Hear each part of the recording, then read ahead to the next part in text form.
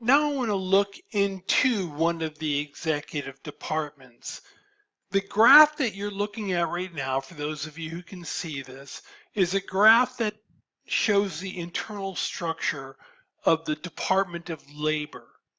And for those of you who can't see it, sort of in the center, it says the Office of the Secretary of Labor. That's the head of the Department of Labor. Below them is the Office of the Deputy Secretary of Labor. And then there are some other eight organizations listed on the side, but what I'm wanting everybody to do is notice the various bureaus and agencies below, and I'm going to just focus on two of them. If you look within the structure of the Department of Labor, on the bottom left, you'll see the Occupational Safety and Health Administration, OSHA, which I've talked about and mentioned previously, and I'll be mentioning later on. Remember when I said if Congress passes a law at the federal level that has to do with safety on the job sites, then it's going to be the responsibility of OSHA to carry out that law. So the president did, let's say there's the America Safe Jobs Act. I just made that up.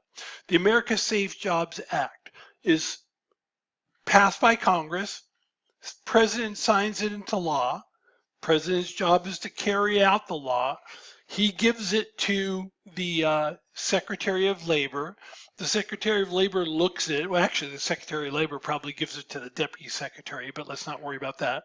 Secretary of Labor looks at it, says, "Oh, it's the I already forgot the name of the law. The Keep America Safe Jobs Act, right?" And it has to do with safety on the job site. He brings it down to the head of OSHA and says, "Carry this out." Then the head of OSHA gets all the people from OSHA together and says, "Hey, you guys, this is what we're doing." Also on there, the other agency that I've circled is the Bureau of Labor Statistics. Every month, the federal government releases statistics on what the unemployment rate is, how many jobs were added in the last month, something called the labor force participation rate, just a bunch of numbers. These are produced by the Bureau of Labor Statistics within the Department of Labor. So the Department of Labor has like a big area that they're responsible for. Job safety, for those of you who can't see, there's also an agency that deals with mine safety, another one that deals with veterans employment and training services, another one that deals with labor management standards, another one that deals with it's called the Women's Bureau that deals with women's issues within the Department of Labor. All these different, like, very specialized things. The Department of Labor has a big area of jurisdiction, anything related to labor.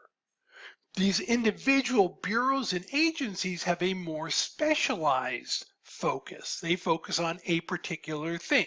The Bureau of Labor Statistics doesn't do anything as far as job safety. The job safety people don't do anything at OSHA about labor, the Bureau of Labor Statistics. They each have their own focus.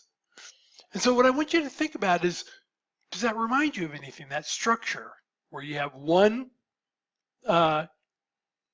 group that has a broad area of jurisdiction, and then you have smaller areas of jurisdiction, more specialized?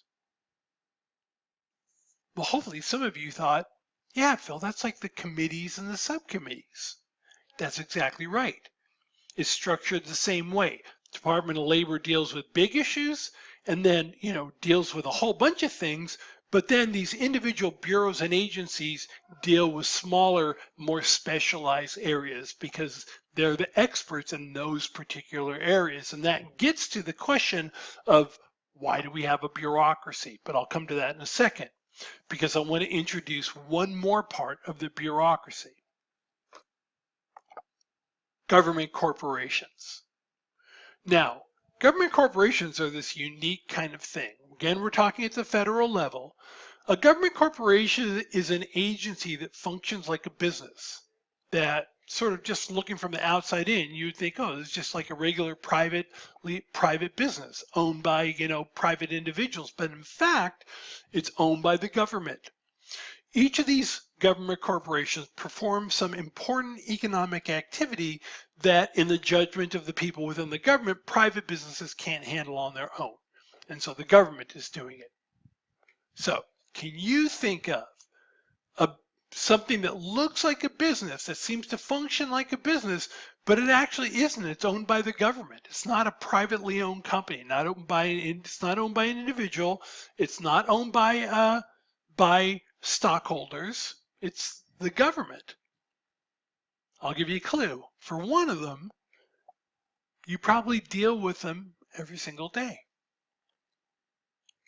The post office, right? They come by and they deliver mail every single day. They have commercials on TV, just like businesses. They're actually competing with private businesses. They're competing with FedEx. They're competing with UPS, right? They're competing with businesses, but they're owned by the government. They're actually owned by the government and run by the government. So now let me give you an example of another government corporation that we're probably not as familiar with here on the West Coast as people who live on the East Coast definitely know about this, and that's Amtrak, the train service. We do have Amtrak out here, but it's not as common as on the East Coast. The thing about Amtrak, that's the train service that people use a lot on the East Coast. Right here we do freeways.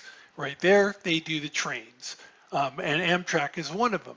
And the thing is that the reason that, as it turns out, Amtrak loses money every year. So you might be wondering, well, if they lose money every year, then why does the government keep doing it? Well, the government has concluded that even though Amtrak itself doesn't make money, it actually loses money, because so many people are using Amtrak, then they're not on the roads, they're not on the bridges, and as a result of that, the wear and tear on that infrastructure goes down, and that ultimately it's a good thing, on top of which now especially keeping all those cars off the roads is also good for dealing with pollution and climate change and things like that. And also the East Coast is just not prepared, wasn't designed to have as many cars as we do here on the West Coast. But Amtrak is another government corporation. Functions like a business. They have commercials. They try and encourage people to use their services. That's exactly another example of a government corporation. Now, there are also something called independent regulatory commissions. We're not going to go into any detail on this, and I'm telling you right now, this isn't going to be on the exam. So if you're not a curious person, I guess you could be like, okay, I'm done with this video and just move on. But take a couple minutes and you can learn a little something. If you scroll back to that chart that I showed you before, some of the independent regulatory commissions that I'm going to talk about are listed here, are listed in that chart. These are agencies that operate outside of the major executive departments.